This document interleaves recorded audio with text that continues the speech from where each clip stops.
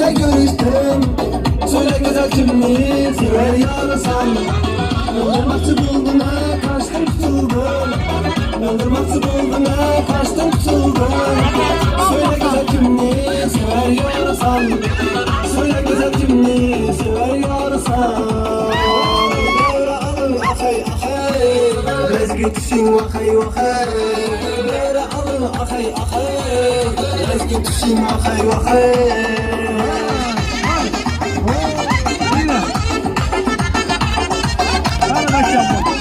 Gözlerin kara mıdır, mavi midir ceylanım? Gülginem yara mıdır, yamin midir hayranım?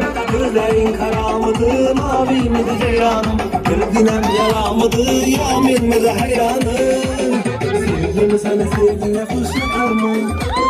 Küpüklerin yürekte can kakar mı?